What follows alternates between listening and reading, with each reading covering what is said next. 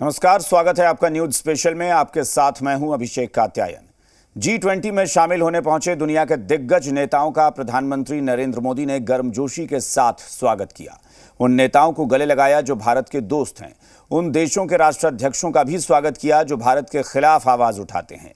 लेकिन G20 के वैश्विक मंच से स्वागत के दौरान ही प्रधानमंत्री ने दुनिया के उन देशों को अपने अंदाज में संदेश दिया जिन्हें भारत की कामयाबी अच्छी नहीं लगती।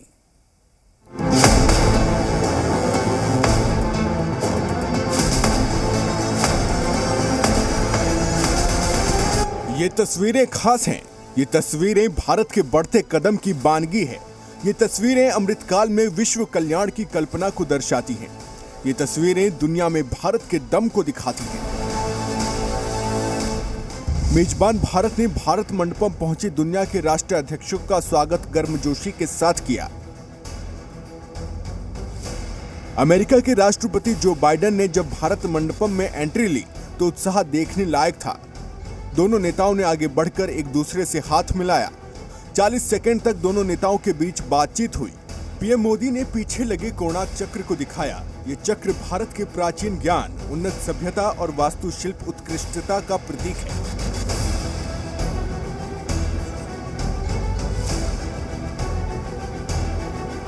प्रधानमंत्री नरेंद्र मोदी ब्रिटेन के प्रधानमंत्री ऋषि सुनक से भी गर्मजोशी के साथ मिले। दोनों नेताओं ने नजदीक पहुंचने से पहले भारतीय परंपरा के मुताबिक हाथ जोड़कर एक दूसरे का अभिवादन किया। मुस्कुराकर हाथ मिलाया, मुस्कुराकर गले मिले, पीठ थपथपाई, एक दूसरे से बातचीत की।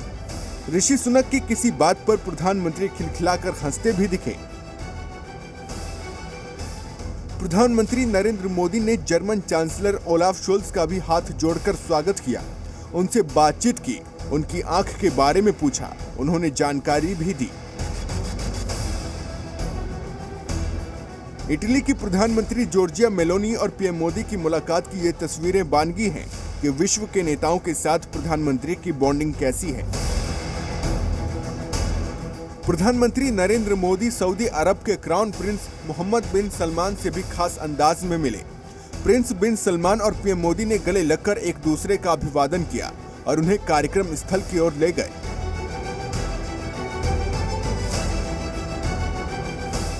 प्रधानमंत्री नरेंद्र मोदी ने रूसी विदेश मंत्री सर्गेई लावरोव का भी गर्मजोशी के साथ स्वागत किया। अतिथि देवो भव भारत की पहचान है।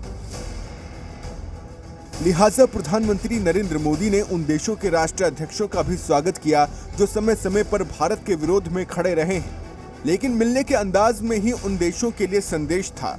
ये तुर्की के राष्ट्रपति तैयब एर्दोगान हैं। कश्मीर समेत कई मुद्दों पर भारत का विरोध और पाकिस्तान के साथ खड़े रहते हैं। इनके मिलने का अंदाज अलग है। दोनों नेताओं हाथ मिलाने की औपचारिकता तो करते हैं, लेकिन वो गर्मजोशी वाला अंदाज नहीं दिखता जो अमेरिका और अन्य देशों के राष्ट्रीय अध्यक्षों के साथ दिखा। G20 की थीम वसुधैव कुटुंबकम है, लेकिन भारत विरोधी तत्वों का समर्थन करने वाले कनाडा के पीएम जस्टिन ट्रूडो का भी पीएम ने वेलकम किया। लेकिन फोटो सेशन के दौरान दोनों नेताओं के बीच दूरी साफ दिखाई दी। G20 की कामयाबी से चिढ़े चीन के राष्ट्रपति शी जिनपिंग दिल्ली नहीं आए। चीन की ओर से वहां के प्रधानमंत्री ली क्यांग पहुंचे हैं। वो मोदी से मिले, औपचारिकता निभाई और प्रधानमंत्री ने आगे बढ़ने का इशारा किया। दरअसल आज के भारत ने दिखा दिया है कि वक्त बदल गया है। ये सदी भारत की सदी है और उसके साथ दुनिया के जो भी देश जैसा व्यवहार करेंगे वो उसका उसी अंदाज में जवाब देने के लिए तैयार है। ब्यूरो रिपोर्ट, जी मीडिया। G20 का मंच सजा हुआ है। प्रधानमंत्री नरेंद्र मोदी ने अपने भाषण के साथ G20 की बैठक की औपचारिक शुरुआत का ऐलान किया और साथ ही उन्होंने यह भी साफ किया है कि भारत में हो रहे इस शिखर सम्मेलन का मूल मंत्र। बिन सलमान का पीएम मोदी ने गले मिलकर स्वागत किया और उन्हीं के साथ भारत मंडपम के मीटिंग हॉल में एंट्री ली। आप सबकी सहमति से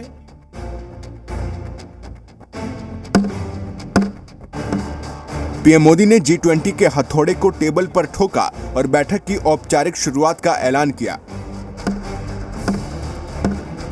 पीएम मोदी ने G20 की बैठक के मकसद और भारत के वसुधैव कुटुंबकम मंत्र का जिक्र करते हुए कहा कि भारत हमेशा से सबका साथ, सबका विश्वास के लिए काम कर रहा है।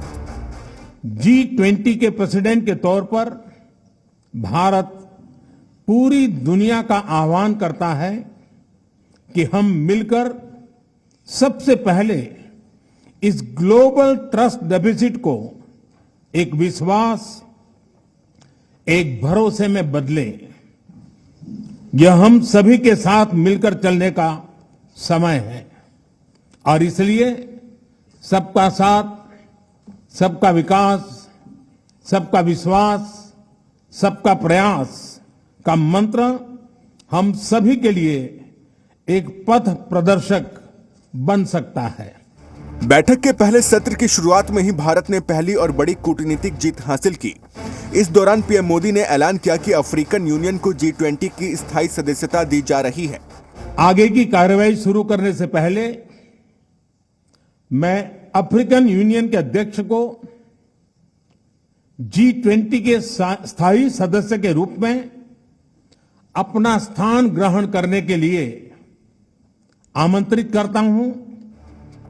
आपको बता दें कि अफ्रीकन यूनियन को G20 की स्थायी सदस्यता देने की मुहिम का आगाज खुद प्रधानमंत्री नरेंद्र मोदी ने किया था। पीएम मोदी ने अफ्रीकन यूनियन के प्रमुख अजाली असोमानी को बधाई दी।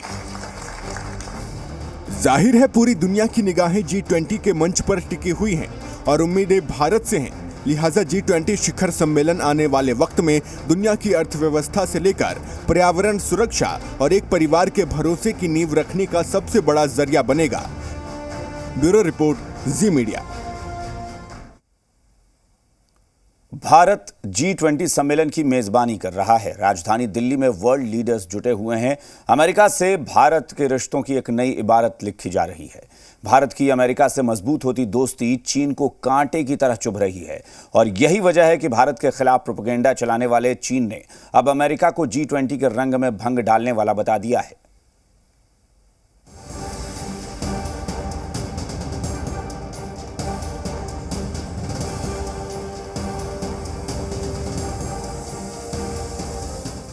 भारत की धमक से चीन को आघात। भारत का बढ़ा कद तिलमिलाया चीन। भारत अमेरिका की दोस्ती, चीन परेशान। G20 से भारत का दाव, ड्रैगन को पटखनी। आज पूरी दुनिया भारत की चमक और धमक देख रही है। भारत की भव्य मेजबानी और मेहमान नवाजी देख रही है। G20 के आयोजन को लेकर पूरी दुनिया की नजरें भारत पर टिकी हुई हैं। हर तरफ भारत की ही चर्चा हो रही है। इस आयोजन से भारत ने विश्व गुरु बनने की तरफ एक और कदम आगे बढ़ा दिया है। अमेरिकी राष्ट्रपति जो बाइडेन खुद पीएम मोदी की लोकप्रियता के मुरीद हैं।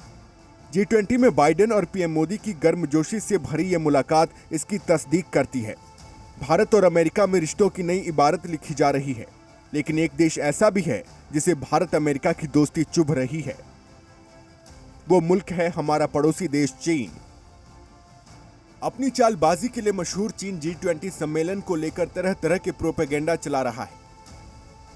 भारत की चमक को कम करने के लिए पैंतरेबाजी कर रहा है। चीन ने इस बार अमेरिका को निशाने पर लिया है और उसे G20 सम्मेलन के रंग में भंग डालने वाला बताया है। अमेरिका पर चीन का यह हमला ठीक भारत और अमेरिका की द्विपक्षीय वार्ता के बाद सामने आया है। साफ है कि भारत और अमेरिका के मजबूत हो रहे रिश्तों को ड्रैगन पचा नहीं पा रहा है, इसलिए नए नए हथकंडे अपना रहा है। ग्लोबल टाइम्स के जरिए चीन ने अमेरिका पर सीधा अटैक किया है। चीन ने कहा, अमेरिका और पश्चिमी देश भारत के साथ खड़े होने का दावा करते हैं। G20 प्रमुख आर्थिक मंच है, लेकिन यहां भी वो अपना एजेंडा चलाते हैं। शायद G20 के इतिहास में पहली बार हो कि कोई संयुक्त बयान जारी ना किया जाए।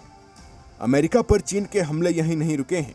चीन ने कहा कि अमेरिका रूस यूक्रेन G20 सम्मेलन के एजेंडों की जगह रूस यूक्रेन संघर्ष पर अपना ज्यादा ध्यान दे रहे हैं। भारत ने यूक्रेन के प्रतिनिधि को G20 में नहीं बुलाया है। दरअसल इससे पहले अमेरिका ने चीनी राष्ट्रपति शी जिनपिंग के G20 सम्मेलन से किनारा करने पर चीन को लताड़ा था और वैश्विक सम्मेलन से शी जिनपिंग की गैर मौजूदगी पर सवाल उठाए थे। व्हाइट हाउस ने चीन से कहा था कि वो साफ करें कि चीन G20 में क्या भूमिका निभाना चाहता है। अमेरिका के इस बयान से चीन को मिर्ची लगी है। इसलिए जवाब में उसने अमेरिका को G20 के रंग में भंग डालने वाला बता दिया है। चीन की ये चालबाजी पहली बार नहीं है। इससे पहले चीन ने G20 सम्मेलन की मेजबानी के लिए भारत को टारगेट किया था। अब सवाल है कि चीन क्यों बौखलाया हुआ है। इसका सीधा जवाब है अंतर्राष्ट्रीय स्तर पर भारत की बढ़ती लोकप्रियता, जिसे चीन पचा नहीं पा रहा है। जिस तरह भारत ने कोरोना काल में बाकी देशों की मदद की, उससे सबका साथ सबका विकास का मंत्र दुनिया को मिला, वसुधैव कुटुंबकम की राह दिखाई, उससे चीन परेशान है। फ्रेंड्स, कोविड-19 के बाद विश्व में एक बहुत बड़ा संकट विश्वास के अभाव का आया है।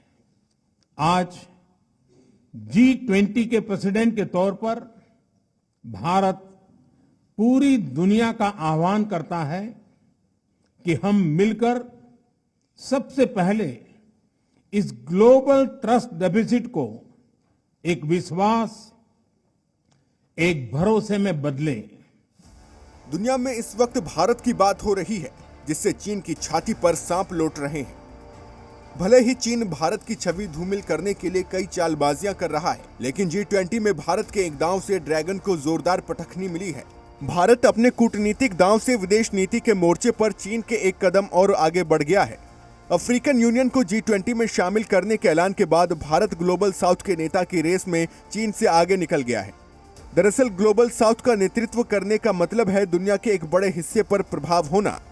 भारत ने इस मोर्चे पर चीन को पटखनी दी है। भारत के कदम जिस तरह आगे बढ़ रहे हैं, चीन की टेंशन बढ़ती जा रही है। इस वक्त पूरी दुनिया भारत की क्षमता और सामर्थ्य का लोहा मान रही है, तो चीन चिढ़ रहा है। इसलिए भारत की छवि धूमिल करने के नए नए प्रोपेगेंडा चला रहा है। हालांकि उसकी इन चालबाजियों का भारत कूटनीतिक तरीके से सटीक जवाब दे रहा है। ब्यूरो रिपोर्ट, जी मीडिया।